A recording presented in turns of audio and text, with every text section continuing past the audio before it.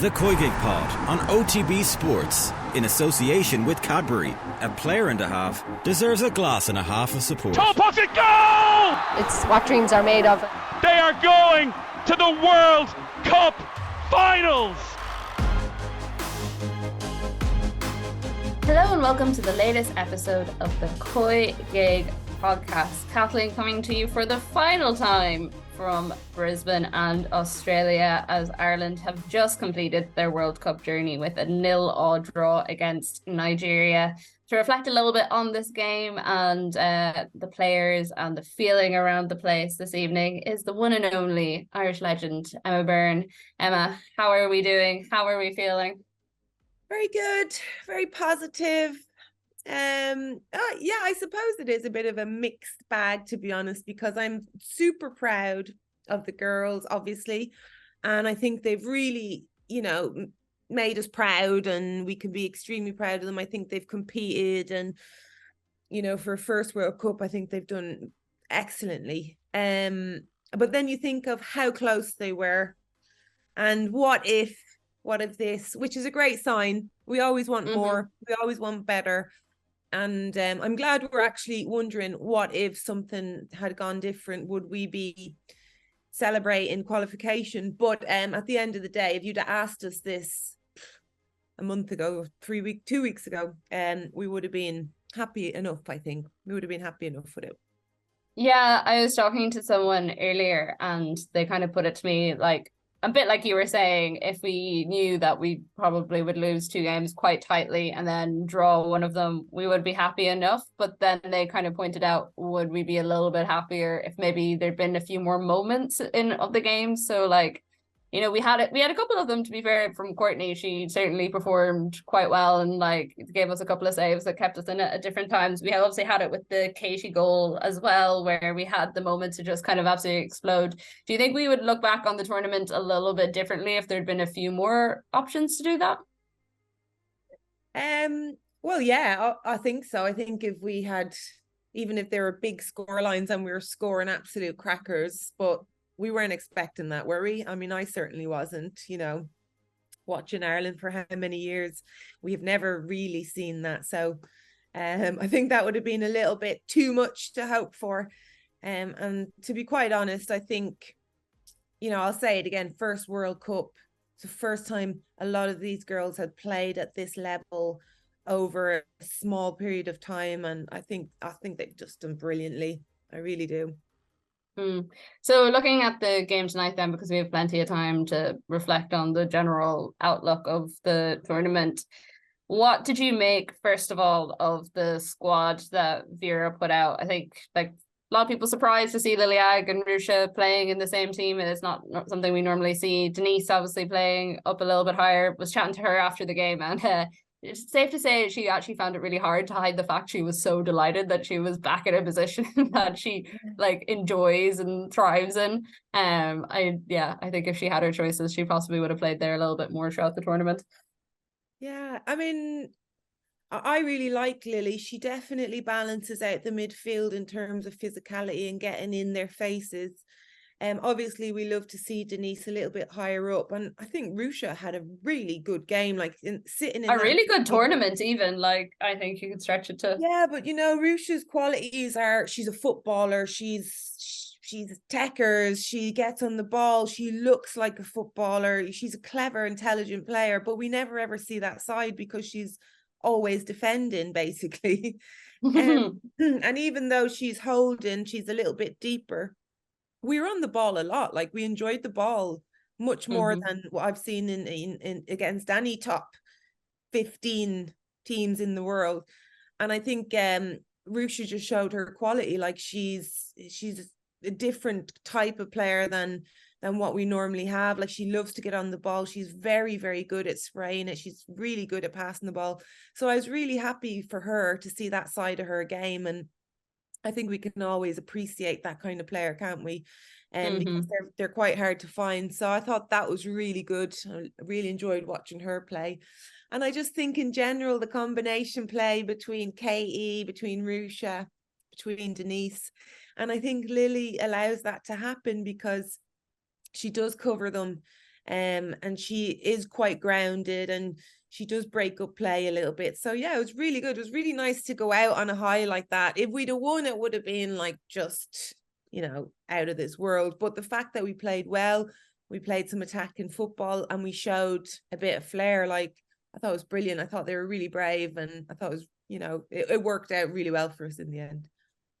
Yeah, no, it definitely did. It felt like, I think like the possession stats in that first half, and even if you looked at the passing stats, it reflected so much in how much of the ball we did have compared to how much of the ball that Nigeria had, and that we had nearly, I think, double, maybe triple theirs in the first 15, 20 minutes in terms of completed passes. Do you think Vera was switching up her squad today as a reflection of the opponents, or as a reflection of what she saw over the course of the tournament? I mean, she didn't switch it up that much, really, did she? She put Lily in there, who I was surprised didn't start, because she was excellent in the qualifiers. As soon as she got her place in there, it seemed like it was quite cemented. I think there was nothing to lose, obviously, today. And I just think having Lily in there, I think she allowed a free role. I think she allowed the girls to play, basically do whatever you want, push higher, KE, take chances, play with freedom. And it really looked like that. It looked like the girls nearly said to themselves, this is what we're going to do. We're going to play with freedom. We're going to go wherever we want. Girls, you sort out the back, pull one of us back if you need. But in general, just let us be free. And they were playing with flair. They were playing like they enjoyed it. And it just looked like a different team, to be honest. So much so, nearly too much flair. It's like, why are you taking that extra touch? Do the easy thing, do the simple thing. And, the combination of being that safe, steady defensive side, and then allowing them to have that flair. If we could just get the balance, it's obvious we're gonna be a good team with those little things tweaked. And it's just all about taking everything from this World Cup, all these lessons, and putting them into practice, basically. Which is no mean feat. And I don't know, well, with the way Vera was speaking tonight and over the last couple of days, it'll be interesting to see who is implementing those lessons when it comes to the Nations League, or even when it comes to the Euros campaign. So in terms of how Ireland played tonight, that there was definitely that little bit of flair and a little bit of freedom, maybe, that we haven't seen from them so far. But we didn't look madly any closer to scoring a goal, I don't think, unless you viewed that slightly differently. No, we didn't. But the fact that we were dominating in the middle towards the final third was a massive step for me. And you can't expect everything to come at once, because it was so frustrating that we were at one stage defense kicking the ball long to nobody and chasing it down. I mean, that's a big step up today. And I think step by step, we're good defensively, we're solid. Now, when we win the ball back, can we transition to forward play? Can we move through from the defensive third to the middle third? That's the first step. We've done that really well today. I'm really confident with the midfield play from today. And then the next step is talking about creating those chances, getting on the end of them. And I guarantee you there isn't much work done on that, because as a manager, as a coach, you always work on your defensive side first, always. And we had to tweak that a little bit. We had to make sure we were hard to beat. That's the first thing you work on.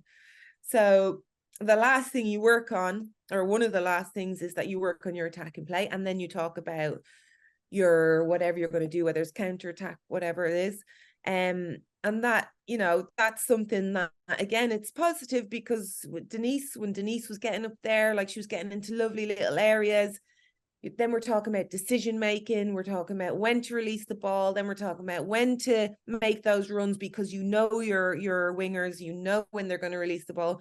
All of these things have to come, and they'll come with a little bit more work. But it's really positive. That's the easy part, because everybody wants to do attack and play. So you don't have to motivate anybody. You don't have to encourage people to get the best out of them. That's the fun part of training.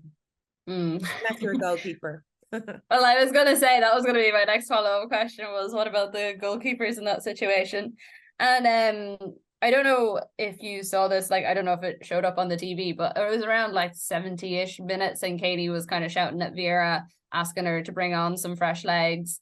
And Vera responded to it in her press conference and she was basically like, Katie can ask, but she's not the coach. You know, I don't mind players saying these things to me, but it's my decision. And the whatchamacallit, the substitutes have been the thing that we kind of talked a little bit about in the Canada game and like who Vera brought on and when she did. Do you think she got any closer to being right tonight? Well, I was just saying to Vicky when we were watching the game, I was like, it's funny because like I don't want to be beaten down on Vera. Like Vera got us to the World Cup. She's done a great job. Like, thank you very much, Vera. But I do think it's actually the opposite from Canada. I thought we brought on the subs too early against Canada, and I thought we brought them on too late. I literally just said it to her. I was like, it's so funny, and that was so funny. I was like, we're bringing our subs on for 6 minutes. When I think it would have been much better to bring them on for 15 minutes or whatever. I didn't know that's what Katie was saying. I knew she was signaling something to the side. But I just thought it was Katie just getting a little bit aggy. Yeah, no, there was someone sitting behind the subs bench who relayed the message to us, and then Vera was asked about it in her press conference, and she confirmed that's what Katie said, was she was looking for fresh legs. Yeah, I mean, I had said, I was like, I think we needed someone on a bit earlier than this. Like, you know, we were doing so well. It was just tired legs, basically, especially when you've got players that can actually come on and inject the energy, can change the game a little bit, like Abby and like Shiva. It's not like before, like when we bring players on and you're like, oh, that's it, we're done. You know, we're too tired, we can't keep up, and now we have to bring subs on. Like, no disrespect to anybody I've ever played with. I'm not saying it's you. Emma's blowing up after this goes out. But yeah, we have a bigger pool now, and that's only going to get bigger. You know, people they want to play for us. Obviously, you know, we don't want everybody coming out of the woodwork. We're very happy with our team. But it's going to get even better than that. We're going to keep improving. And yeah, I thought maybe a little bit earlier, and I thought maybe a bit later for the Canada. But you know, who wants to be a manager sitting on the sofa and when they're getting all this aggro from everyone? And it's easy to make decisions like that when you're watching. Yeah, no, it definitely is. Although I would say that what you're saying there seems to be the feeling of a large majority of people. It's definitely what I felt whenever, you know, you're kind of constantly looking down at the bench just to see was anyone taking off their training top or going for an extra run or something. And it was so long before it actually looked like those substitutes were going to come on that it felt like unless there was some moment of magic created by someone, it wasn't going to make that much of a difference on the game. Listen, it's hard to do. There's a lot of managers in the game that cannot read the game. They can't read the balance of the game. They don't know when to change it. Some managers have their minutes on their notebook when they're going to change players before the game's even kicked off, which I really don't get unless they're coming back from injury and you've been asked to do that from the medical team. I think it was watching it from here, the comfort of my sofa. I think it was a game that needed changing a little bit earlier, because when you look at the game, we were doing ever so well. We still had the energy, we were doing well, but we just weren't getting those creative moments in, you know, decision making in the final third. You can tell somebody when they're coming on, listen, you can see that you're watching the game. You know, she needed to cross that in there a little bit earlier. Look at the back post, that's always free. And you have to trust your players to go in and do that. Or, you know, where the goalkeeper goes down and gets injured when you bring your team in. We didn't see that. We haven't seen any of that from no, there was one point where Courtney did it today.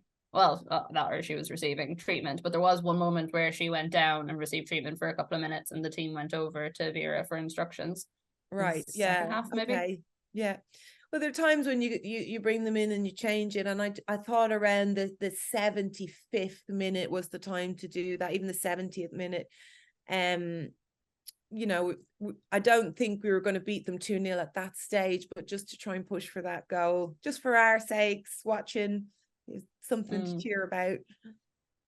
Yeah, it would have been good. It was so weird, like when the final whistle went, because the other two games you just felt a little bit flattened by it, and then this one, it was hard to know how to feel, especially with it being the last game. And there was a nice moment whenever the PA system announced that Courtney had won player of the match, and at that stage the team were already in their like post-match huddle and having the words with Vera and with Katie, and all the players just started like jumping on top of her and spraying her with water, and it was nice having that moment for anyone who was still in the stadium, but obviously would have rather have had it on the pitch in the form of a goal or something, because sadly player of the match awards do not win us points on a table. In terms of Courtney getting that award now and kind of finishing off her tournament from like a goalkeeper's point of view, how would you have like looked at her today and also in the tournament in general? She's been absolutely brilliant for Ireland. She hasn't put a foot wrong. She's done really well. Starting position's been excellent, which maybe people don't see that, but those times where she's sweeping at the back is a massive, massive advantage, because that's why we can play the three at the back. That's why we can play a high line. When we play a high line, is because Courtney starts a little bit higher and she's very good at reading that ball, which for me is probably one of the best parts of her game. She's done really well coming collecting balls. She did it today again. And then just obviously that reaction save was brilliant. A little bit of luck on her side, which is, you know, they say goalkeepers create their own luck, which I agree with as well. But I just think she's been brilliant. She's been brilliant for at least a year now, and you know, she needs to be settled in a club where she's going to play, and I think that can be any club at this stage, because you know, if I were a manager, I'd sign her 100%. She's so steady, and I think she's only going to get even better. So yeah, great asset to have for us, for sure. Well, in that point, it is kind of interesting, because the World Cup would have been a great opportunity for her, I suppose, to showcase herself on a global stage, as a lot of players do. She signed that contract extension just before she left to go to the World Cup, and Vera had said that she wanted most of the players, if possible, to have their contract sorted before then. But then Emily Ramsey also completed a transfer to Everton, and she did start quite a lot ahead of Courtney last season. So it's one of those ones you're like, should she have left it until after the tournament and just said to Everton, like, look? Absolutely. She's probably too modest, and you know, she needed, for me, if I were at the club and somebody was getting their game over me for no reason apart from they just think she's first choice keeper, that's when I'm like, get me another club, I'm out. I've done everything I can. I've performed well for Ireland. I feel like I'm a better goalkeeper. Maybe she doesn't think that when she should.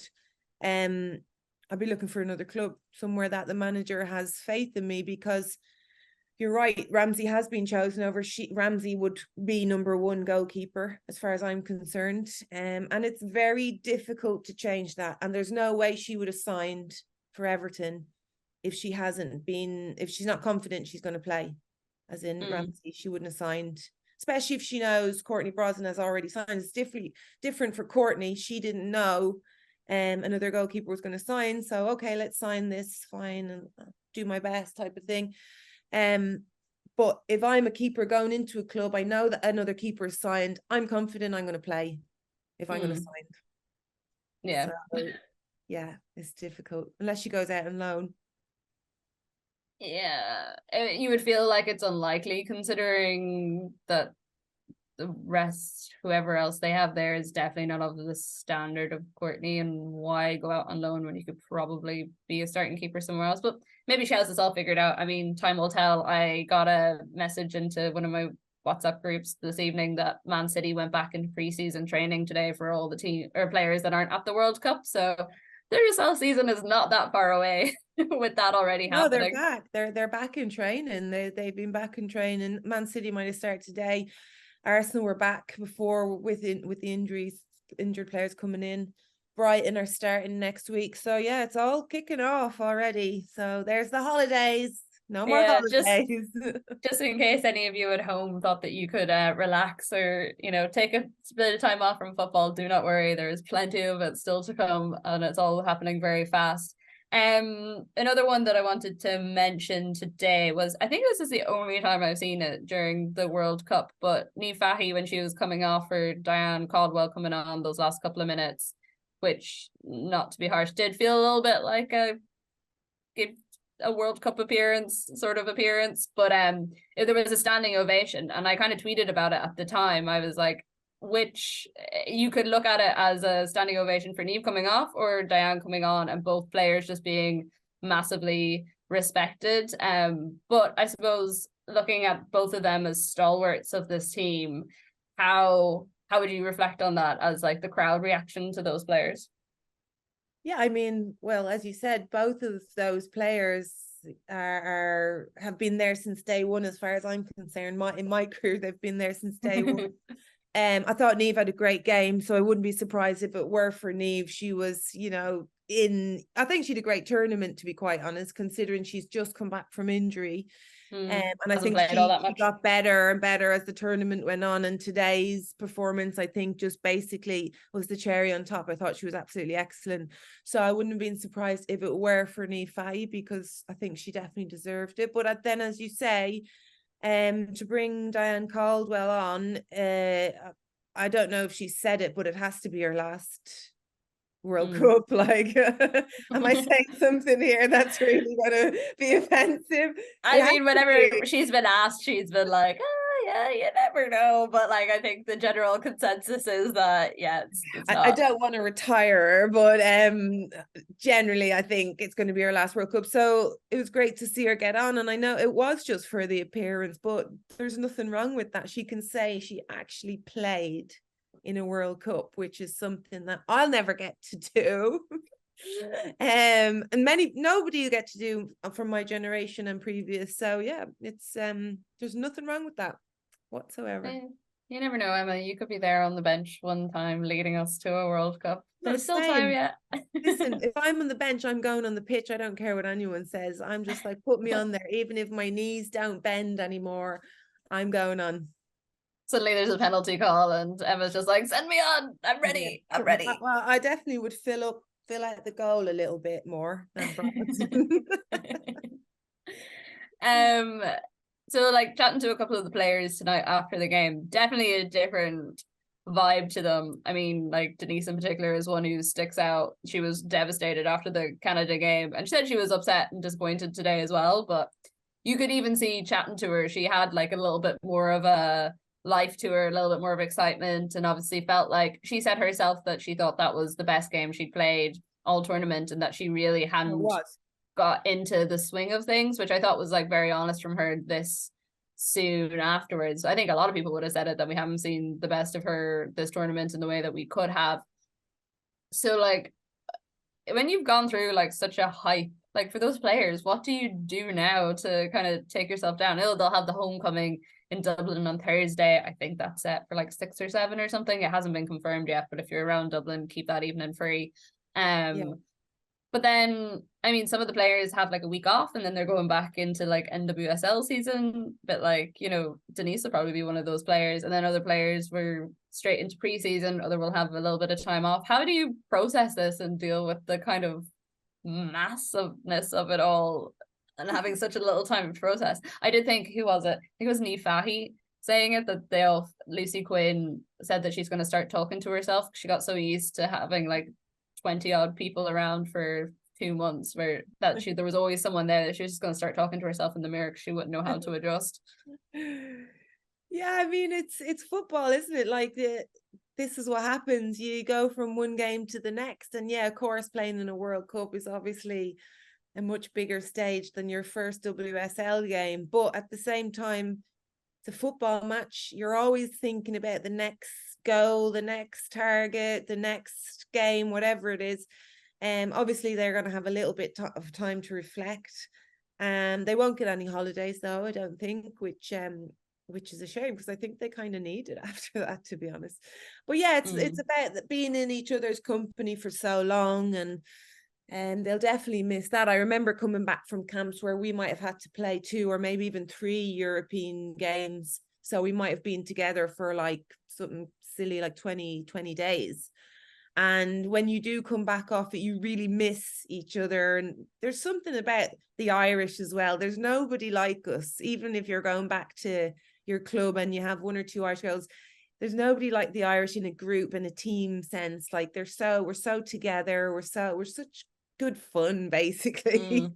That it's difficult to get back into the swing of another group's way, but yeah, well, it won't take them that long, really. There's a few girls on there that need to find a club. I think they're going to be worried about that. There's bigger things that they need to consider now, and it's time to look at that realistic problem now that the World Cup's over. Yeah. Well, a player we talked about like already at the start of the show, like Rusha, I think a lot of people with the way her season had ended probably would have questioned, was she kind of bowing out a little bit slowly and then we'll play this and it'd be her big swan song and then go off. But judging by how she has played in this tournament, I don't think that's at the front of her mind at all. No, today, whatever about the 2 other games, it's difficult because you're asking your midfielders to be defensive. You've got Rusha, Denise, Rusha, Denise. Who else have we got in there in midfield? Shiva, Farley. They're not defensive players, so you're not going to see the best of them. That's so frustrating as a player. That's why you've seen a completely static Denise O'Sullivan, because she's had that freedom to actually play how she's supposed to play, how she plays week in, week out with her club. So she's just had that freedom. It's like a big weight off her shoulders. So you're asking your midfield to be defensive when they're not defensive players. So just to give them that freedom, obviously you're going to see the best of them. And you've seen the best of Denise today and Rusha. So I think today's game, any club managers looking at today's game would definitely think twice about getting Rusha Littlejohn on the books. And I think they should, because she's fit, she looks good, and she's a playmaker. So, difficult to find.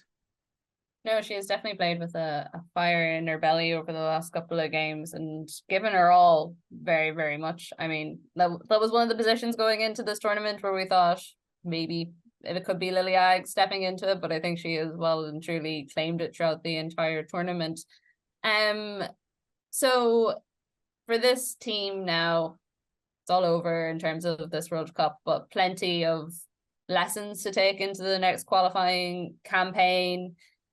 What do you think should be like the overall, I suppose, reflection on this tournament?